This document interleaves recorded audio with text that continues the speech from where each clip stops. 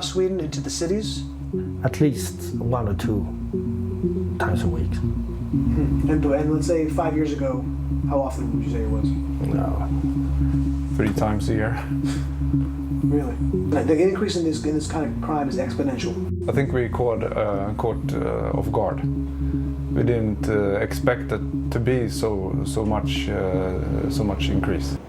Tucker spoke with the filmmaker earlier this week. Ami, thanks a lot for coming on. So before you describe what you saw there, give us the overview. What is the justification within Sweden for importing this many migrants from other countries? Why are they doing it? Well, in Sweden's own words, they consider themselves to be a humanitarian superpower, probably the only superpower that they would qualify for. So they feel it's their moral duty to open their borders to all and any refugees that want to come to them. So you've recently spent time there. Tell me if I'm overstating this. I don't think many people in Sweden think this is working well. Is that fair to say? No, it's not fair to say, actually. In fact, most people that you ask about the refugee crisis, they will say, because the reason why I did the whole thing to begin with, taking a step back, was that there was an absolute surge in both gun violence and rape in Sweden once they began this open door policy. So they know that this crime is happening. They can feel it. The statistics are clear.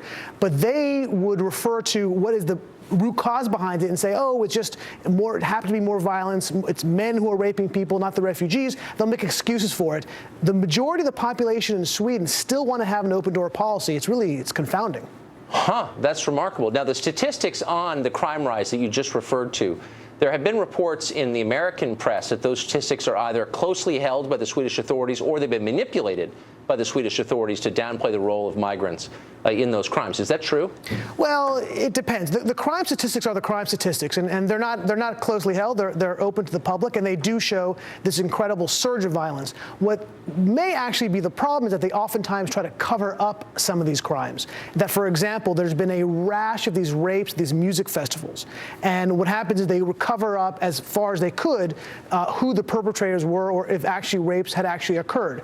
Now, obviously, when you have so many people witnessing these rapes, they're difficult to do, and they've come out to the public. But I think that's kind of what they're referring to, that the government has gone out of its way to try to cover up some of these problems. That is grotesque. So to the job numbers, we had in the intro something like 160,000 asylum seekers, only 500 wound up working in Sweden. That leaves a lot of unemployed people. What are they doing and how are they living? Oh, they live great, Tucker. I mean, it's one of the most generous, financial programs that they have in terms of the amount of money they're giving to them, the housing benefits they get, the education benefits they get, the cash benefits they get. So they have these, and what they really become are no-go zones. These are areas that cops won't even enter because it's too dangerous for them. This is the policy of the National Police Authority in Sweden. So they live in these enclaves, which, by the way, are lovely. They're leafy neighborhoods. They're beautiful apartments.